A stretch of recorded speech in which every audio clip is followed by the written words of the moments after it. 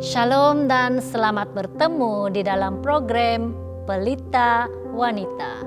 Satu wadah rohani khusus untuk membicarakan topik-topik kekeluargaan dan rumah tangga. Bersama dengan saya Puan Farah Nata.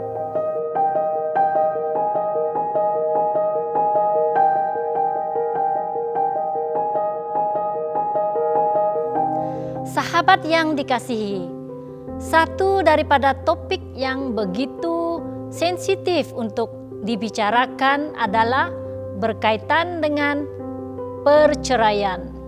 Topik ini seringkali dilihat sebagai satu-satunya jalan keluar setiap kali kita beranggapan bahwa pergolakan yang terjadi dalam sesebuah rumah tangga itu sudah begitu serius dan tidak mampu lagi untuk diselamatkan.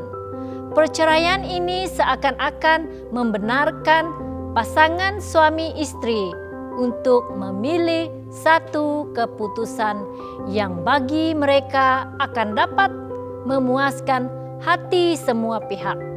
Dan atas dasar angkuh, ego dan saling berdendam di antara satu sama lain, maka sangatlah sukar untuk mengampuni dan membina semula apa yang telah roboh akibat daripada pergolakan yang berlaku itu. Tuhan adalah pencipta manusia, lelaki dan wanita, dan Dia sendirian yang membina dan memberkati perkawinan itu. Dia telah menetapkan dalam rancangan terindahnya agar perkawinan yang direstuinya itu akan menjadi satu kesatuan untuk seumur hidup. Tuhan sangat tahu bahwa rancangan ini adalah yang terbaik untuk manusia. Ketika kita menyimpang daripada rancangannya, maka hasilnya sudah pasti akan merugikan serta memberikan impak negatif yang begitu besar kepada kita. Malangnya, pada hari ini kadar perceraian di dalam gereja juga amat tinggi dan bahkan sebanding dengan budaya masyarakat luar. Pada umumnya, ramai pasangan Kristen sendiri tidak melihat apa-apa yang salah dengan perceraian. Sekurang-kurangnya dalam keadaan dan situasi yang menimpa mereka sendiri. Tetapi Alkitab secara jelas membahaskan soal perkawinan dan perceraian. Perkawinan adalah institusi pertama yang telah diciptakan oleh Tuhan. Tuhan menjadikan manusia pertama, Adam, tetapi menyatakan bahwa tidak baik bagi Adam untuk bersendirian. Dia kemudiannya membawa kepada Adam semua binatang yang telah dinamakan oleh Adam, tetapi tidak ada satupun teman yang sepadan dengan dia. Tuhan telah menyatakan kepada Adam sifatnya yang tidak lengkap. Tuhan kemudiannya menciptakan seorang wanita, Hawa, untuk Adam sebagai pasangan yang sepadan dengan dia dan akan hidup bersama-sama dengan dia buat selama-lamanya. Dia telah memberkati mereka serta kesatuan mereka sebagai suami istri yang akan memerintah di muka bumi ini. Penciptaan perkawinan terjadi sebelum masuknya dosa ke dunia dan itu adalah sebahagian dari rancangan Tuhan yang begitu sempurna untuk manusia.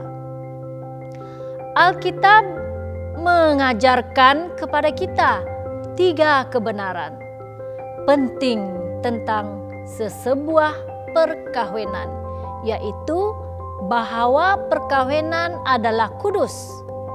Tuhan membenci perceraian yang akan meruntuhkan institusi kudus yang Tuhan telah dirikan, dan perkawinan ini dibina agar setiap pasangan suami istri itu akan dapat memperkembangkan umat Tuhan di muka bumi ini.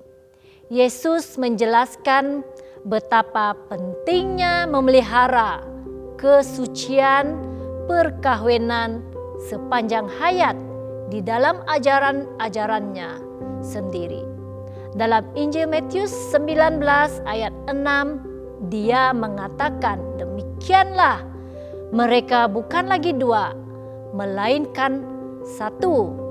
Karena itu, apa yang telah dipersatukan Allah tidak boleh diceraikan manusia. Kesatuan suami dan istri melalui perkawinan telah melengkapkan kesempurnaan rencana Tuhan itu. Mereka bukan lagi dua, tetapi telah pun menjadi satu tubuh. Dan satu tubuh itu tidak harus dicerai-beraikan dengan sesuka hati manusia. Saranannya adalah untuk mempertahankan institusi perkawinan itu dan bina semula rumah tangga kita bersama-sama. Berdoalah agar Tuhan akan membuka saluran komunikasi di antara kita dan pasangan kita, dan agar Dia akan mengembalikan cinta itu di dalam hubungan kita. Dan doakanlah kesabaran serta semangat saling memaafkan. Pemulihan pasti akan berlaku walaupun dalam keadaan yang paling rumit dan saling memusuhi. Bersandarlah kepada kuasa-Nya dan hidupkanlah kasih mengampuni, kasih berkorban, dan kasih penyatuannya di dalam hati kita. Maka dengan itu rumah tangga kita sudah pasti akan dapat diselamatkan dan dipulihkan. Sekian saja untuk kali ini dan semoga kita bertemu lagi. Tuhan memberkati.